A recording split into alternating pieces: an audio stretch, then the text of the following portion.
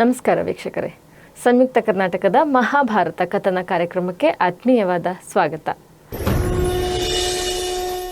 Sir, ಇವಾಗ ಧರ್ಮ ಮತ್ತು ಗೆಲುವು ಅಂತ ಬರುತ್ತೆ. ಸೊ ಇದೆರಡರಲ್ಲಿ ಯಾವ ಆಯ್ಕೆ ಶ್ರೇಷ್ಠ? ಮಹಾಭಾರತ ನಮಗೆ ಯಾವುದನ್ನ ಬೋಧಿಸುತ್ತೆ? ಮಹಾಭಾರತ ಧರ್ಮದ ಗೆಲುವನ್ನು ಬೋಧಿಸುತ್ತೆ. ಯಥೋ ಧರ್ಮ ತಥೋ ಜಯ ಅನ್ನೋದು ಮಹಾಭಾರತದಲ್ಲಿ ಪದೇ ಪದೇ ಬಳಕೆಯಾದ ಒಂದು ಮಾತು. ಎಲ್ಲಿ ಧರ್ಮ ಇದೆಯೋ ಅಲ್ಲೇ ಗೆಲುವಿರುತ್ತೆ ಅಂತ. ಇದನ್ನು ತುಂಬ ಕಡೆ ತುಂಬ ಜನ ಬಳಸ್ತಾರೆ. ಅಲ್ಲಿ ಗೀತೆಯಲ್ಲೂ ಈ ಅರ್ಥದ ಮಾತು ಬರುತ್ತೆ, ಬೇರೆ ಕಡೆಗೂ ತುಂಬ ಸಲ ಬರುತ್ತೆ. ಯುದ್ಧ ಅಂತ ಅಂದಾಗ ಯುದ್ಧ ಅಂತಲೇ ಅಲ್ಲ, ಇಡೀ ಬದುಕು ಅನ್ನೋದೇ ಒಂದು ಯುದ್ಧ ಅಂತ ನಾವು ಒಪ್ಪಬೇಕಾಗುತ್ತೆ. ಯಾಕೆಂದರೆ ನಾವು ಪ್ರತಿ ಸಲವೂ ಗೆಲುವಿಗಾಗಿ ಪ್ರಯತ್ನಿಸ್ತಾ ಇರ್ತೀವಿ. ಗೆಲುವು ಅಂತ ಅಂದಾಗ ಯಶಸ್ಸು ಅನ್ನೋ ಥರ ನಾವು ಅರ್ಥ ಮಾಡಿಕೊಂಡ್ರೆ, ಅಂದರೆ ಗೆಲುವು ಅಂತಂದರೆ ಸೋಲಿಸೋದು ಅಂತ ಮಾತ್ರ ಅರ್ಥ ಮಾಡ್ಕೋಬೇಕಾಗಿಲ್ವಲ್ಲ. ಈ ಗೆಲುವಿಗಾಗಿ ಹಂಬಲಿಸ್ತಾ ಇರ್ತೀವಿ ಪ್ರತಿ ಮನುಷ್ಯನು. ಗೆಲುವು ಅನ್ನೋದು ಗೆಲ್ಲಬೇಕು ಅಂತ ಅನ್ನೋದು ಪ್ರಾಯಶಃ ಜೀವಿಯ, ಮನುಷ್ಯ ಅಂತಲ್ಲ, ಜೀವಿಯ ಬಹಳ ಸಹಜವಾದ ಒಂದು ಆಸೆ ಅಂತ ಹೇಳಬೇಕು. ಬೇರೆ ಪ್ರಾಣಿಗಳಲ್ಲೂ ನಮಗದು ಕಾಣಿಸುತ್ತೆ. ಅವರಿಗೆ ಬೇಕಾದ್ದನ್ನು ಪಡ್ಕೊಳ್ಳೋದಕ್ಕೆ ಅವು ಹೋರಾಟ ಮಾಡ್ತಲೇ ಇರೋದನ್ನು ನಾವು ನೋಡ್ತೀವಿ ಪ್ರಾಣಿಗಳಲ್ಲೂ. ಈ ಗೆಲುವಿನ ಹಂಬಲ ಅನ್ನೋದೇನಿದೆ ಮನುಷ್ಯನಲ್ಲಿ, ಅದೇ ಅವನನ್ನು ಸೋಲಿಸ್ತಾ ಹೋಗುತ್ತೆ. ಅಂದರೆ ಅವನನ್ನು ಸೋಲಿಸ್ತಾ ಹೋಗುತ್ತೆ. ಅವನ ವ್ಯಕ್ತಿತ್ವ ಸೋಲತ್ತೆ ಅಂತ. ಅವನು ಗೆಲ್ಬೋದು ಹೊರಗಡೆಯಿಂದ ಯಾವುದೋ ಒಂದನ್ನು, ಆದರೆ ಅವನ ವ್ಯಕ್ತಿತ್ವ ದುರ್ಬಲ ಆಗ್ತಾ ಹೋಗುತ್ತೆ, ಅದರಿಂದ ಅವನ ಪತನ ಆಗ್ತಾ ಹೋಗುತ್ತೆ ಅಂತ. ಮಹಾಭಾರತ ಇದನ್ನು ಬಹಳ ಚೆನ್ನಾಗಿ ಹೇಳುತ್ತೆ. ಈಗ ಮಹಾಭಾರತದಲ್ಲಿ ಯುದ್ಧ ಅನ್ನೋದು ಕೊನೆಯ ಆಯ್ಕೆಯಾಗಿ ಬಂತು. ಕುರುಕ್ಷೇತ್ರ ಯುದ್ಧ ನಡೆಯುವಾಗ ಇವರಿಗೆಲ್ಲ ಬಹಳ ವಯಸ್ಸಾಗಿತ್ತು. ಅಂದರೆ ಕೃಷ್ಣ ಮತ್ತು ಅರ್ಜುನರಿಗೆ ಒಂದು 70-75 ವರ್ಷ ಆದರೂ ವಯಸ್ಸಾಗಿತ್ತು. ಉಳಿದವರೆಲ್ಲರೂ ಅಷ್ಟು ದೊಡ್ಡವರಾಗಿದ್ದರು. ಕರ್ಣ ಅಲ್ಲ, ಒಂದು 80 ವರ್ಷನೋ 85 ವರ್ಷನೋ ಆ ಏಜಿನವರು, ಅಥವಾ ಇನ್ನೂ ಜಾಸ್ತಿ ಇರ್ಬೋದು ಕರ್ಣನಿಗೆ. ಒಟ್ಟು ಅವ್ರು ಯಾರೂ ಅಷ್ಟು ಸಣ್ಣ ವಯಸ್ಸಿನವರೇನೂ ಅಲ್ಲ, ಆ ವಯಸ್ಸು ಅವರಿಗೆ. ಅಂದರೆ 70-80 ಅಂತಂದರೆ ನಾವು ಇವತ್ತಿನ ವಯಸ್ಸಿಗೆ ಹೋಲಿಸಬಾರದು. ಅವತ್ತು 120 ವರ್ಷ ಅನ್ನೋದು ಭಾಳ ಸಹಜವಾಗಿ ಬದುಕ್ತಾ ಇದ್ರು ಅಂತ ಅನಿಸುತ್ತೆ. 120 ವರ್ಷ ಬದುಕ್ತಾ ಇದ್ರು ಅಂದರೆ ಈಗಿನ ಒಂದು ಮಿಡಲ್ ಏಜ್ ಅಂತ ಏನಿದೆ, ಈ ಮಿಡಲ್ ಏಜನ್ನು ಆವಾಗ ನಾವು ಒಂದು 70-80ರಲ್ಲಿ ಕನ್ಸಿಡರ್ ಆಗಬಹುದು.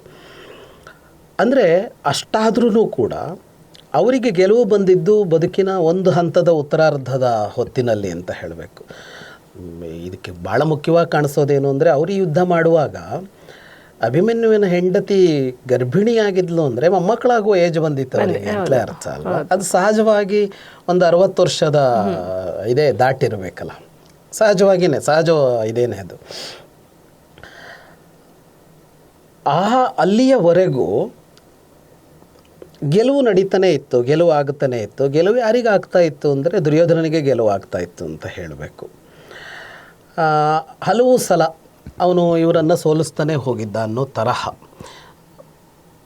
ಆದರೆ ಅದರ ನಡುವೆನೂ ಅವರು ಬದುಕೊಂಡು ಬಂದರು. ಇಡೀ ಈ ಕಥೆ ಇದೆಯಲ್ಲ, ಮಹಾಭಾರತದ ಕಥೆ ಇದೆಯಲ್ಲ, ಅದು ಈ ಧರ್ಮ ಮತ್ತು ಗೆಲುವನ್ನೇ ಇಟ್ಕೊಂಡಿದೆ ಅಂತ ಹೇಳ್ಬೋದು. ನಿಮ್ಮ ಪ್ರಶ್ನೆ ತುಂಬ ಚೆನ್ನಾಗಿದೆ. ಈಗ ಇವರನ್ನು ಸೋಲಿಸುವ ಪ್ರಯತ್ನವನ್ನು ತುಂಬ ಮೊದಲು ಆರಂಭ ಮಾಡಿದ ಅವನಿಗೆ ಮೊದಲು ಭೀಮ ಪ್ರತಿಸ್ಪರ್ಧಿ ಅಂತ ಅನ್ನಿಸ್ತು. ತುಂಬ ಸಣ್ಣವರಿದ್ದಾಗ, ಇವರಿನ್ನೂ ಕಾಡಿಂದ ಬಂದರು, ಯಾರೋ ಚಿಕ್ಕಪ್ಪ ಇದ್ದಾರಂತೆ, ಅವ್ರ ಮಕ್ಕಳಿದಾರಂತೆ, ಅಲ್ಲೆಲ್ಲೋ ಕಾಡಲ್ಲಿದ್ದಾರಂತೆ ಅಂತಷ್ಟೇ ದುರ್ಯೋಧನ ತಲೆಯಲ್ಲಿದ್ದು.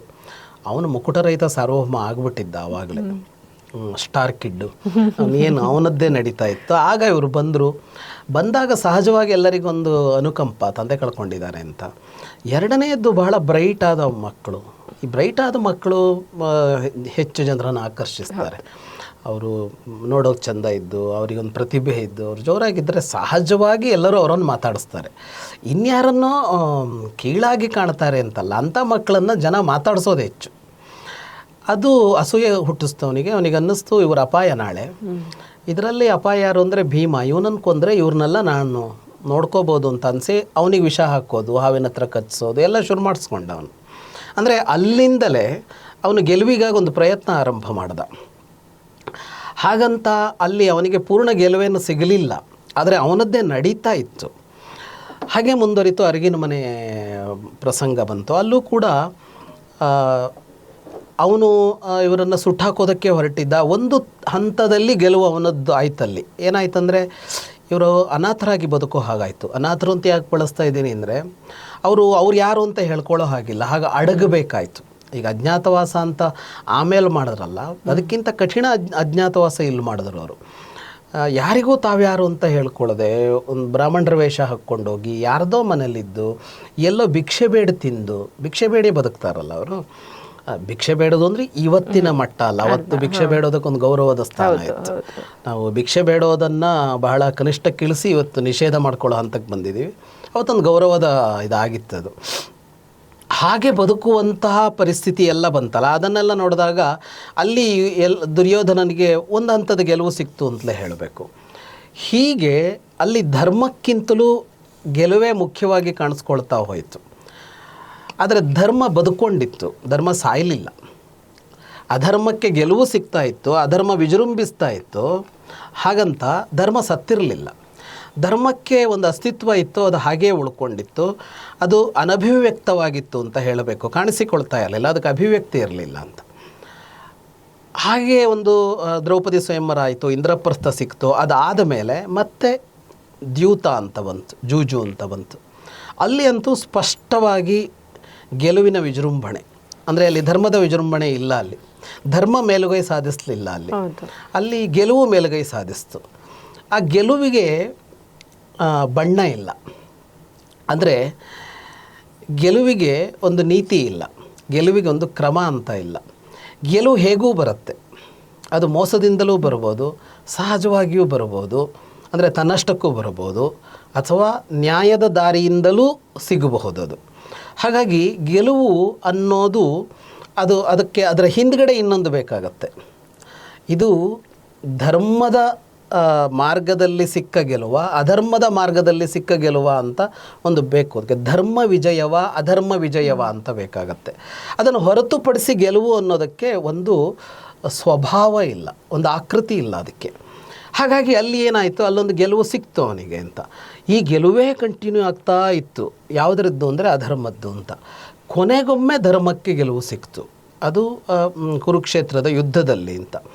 ಹಾಗಾಗಿ ಕೊನೆಯ ಸಂದೇಶ ಏನು ಅಂತ ಕೇಳಿದರೆ, ಮಹಾಭಾರತದ ಕೊನೆಯ ಸಂದೇಶ ಏನು ಅಂತ ಕೇಳಿದರೆ, ಎಷ್ಟು ಕಾಲ ಬೇಕಿದ್ರೂ ಕೆಡುಕು ಗೆಲ್ತಾ ಇರಬಹುದು, ಆದರೆ ಅಂತಿಮವಾಗಿ ಒಂದು ದಿನ ಧರ್ಮಕ್ಕೆ ಗೆಲುವಾಗತ್ತೆ ಅಂತ. ಈ ಧರ್ಮಕ್ಕೆ ಗೆಲುವಾಗುವಾಗ ಎಷ್ಟೆಷ್ಟೋ ಆಗಿಬಿಡಬಹುದು, ಏನೇನೋ ಆಗಿಬಿಡಬಹುದು. ಯಾರೋ ಉರುಳಿ ಹೋಗ್ಬೋದು, ಯಾರೋ ಸಾಯ್ಬೋದು, ಯಾರಿಗೋ ಏನೋ ಆಗ್ಬೋದು, ಎಲ್ಲವೂ ಆಗ್ಬೋದು. ಕೊನೆಗೊಂದು ದಿನ ಧರ್ಮ ಅನ್ನೋದು ಗೆಲ್ಲತ್ತೆ ಅನ್ನೋದನ್ನೇ ಮಹಾಭಾರತ ಹೇಳೋಕೆ ಹೊರಟಿದೆ. ಯಥೋ ಧರ್ಮ ತಥೋ ಜಯ, ಎಲ್ಲಿ ಧರ್ಮ ಇದೆಯೋ ಅದೇ ಗೆಲ್ಲೋದು ಅನ್ನೋದನ್ನು ಹೇಳೋದೇ ಅದರ ಅಂತಿಮ ಸಂದೇಶದ ಥರ ಕಾಣಿಸ್ಕೊಳ್ಳುತ್ತೆ. ಆದರೆ ಅದರ ಜೊತೆಗದು ಕೊಡುವ ಒಂದು ಸಂದೇಶ ಏನು ಅಂದರೆ, ಗೆಲುವಿನ ಹಿಂದೆ ಹೋಗಬೇಡಿ, ಧರ್ಮದ ಹಿಂದೆ ಹೋಗಿ ಅಂತ. ಗೆಲುವಿನ ಹಿಂದೆ ಹೋದವರೆಲ್ಲ ಉಳಿದುಕೊಳ್ಳಲಿಲ್ಲ, ಧರ್ಮದ ಹಿಂದೆ ಹೋದವರು ಮಾತ್ರ ಉಳಿದುಕೊಂಡರು ಅಂತ. ಈ ಉಳಿದುಕೊಂಡರು ಅನ್ನೋದು ಎಲ್ಲಿ ಅಂತ ಅಂದರೆ, ಅದು ಭೌತಿಕವಾಗಿ ಮಾತ್ರ ಮಾತಾಡೋದಿಲ್ಲ. ಯಾಕೆಂದರೆ ಸನಾತನತೆಯ ನಂಬಿಕೆಯಲ್ಲಿ ಅದು ಭೌತಿಕತೆ ಜೊತೆಗೆ ಅದು ದೈವಿಕತೆಯೂ ಇದೆ, ಇನ್ನೊಂದಿದೆ ಅಲ್ಲಿ, ಇಹ ಪರ ಎರಡೂ ಇದೆ. ಒಂದು ಜೀವಿ ಅಂದರೆ ಈ ಬದುಕಿನ ಇಷ್ಟು ಅವಧಿ ಇದೆಯಲ್ಲ ಅಷ್ಟು ಮಾತ್ರ ಅಲ್ಲ, ಇದಕ್ಕೆ ಹಿಂದೂ ಬದುಕಿತ್ತು, ಇದಕ್ಕೆ ಮುಂದೂ ಬದುಕಿದೆ. ಹಾಗಾಗಿ ಪರದ ಬದುಕು ಅಂತ ಒಂದಿದೆ. ಇಹದ ಬದುಕು ಕ್ಷಣಿಕ, ಪರದ ಬದುಕು ಶಾಶ್ವತ. ಹಾಗಾಗಿ ಪರದ ಬದುಕು ಏನಾಗತ್ತೆ ಅನ್ನೋದು ಮುಖ್ಯ ಆಗತ್ತೆ ಅಂತ. ಆ ಪರದ ಬದುಕು ಅನ್ನೋದೇ ನಿಜವಾದ ಅಸ್ತಿತ್ವ. ಆ ಅಸ್ತಿತ್ವಕ್ಕೆ ಕಾರಣ ಆಗೋದು ಯಾವುದು ಅಂದರೆ ಧರ್ಮ. ಅಧರ್ಮ ಅನ್ನೋದು ಪರದ ಬದುಕನ್ನು ಹಾಳು ಮಾಡುತ್ತೆ ಅಂತ. ಇಹದಲ್ಲೂ ಅದು ಹಾಳು ಮಾಡಬಹುದು, ಹಾಳು ಮಾಡೋದಿಲ್ಲ ಅಂತೇನೂ ಅಲ್ಲ. ಆದರೆ ನಮಗೆ ಕೆಲವೊಂದು ಸಲ ಅಧರ್ಮಿಷ್ಠರು ಕೂಡ ಸಾಯೋವರೆಗೆ ಚೆನ್ನಾಗಿ ಬದುಕಿದ್ದನ್ನು ಕಂಡುಬಿಡ್ಬೋದು ನಾವೆಲ್ಲೋ ಒಂದು ಕಡೆ.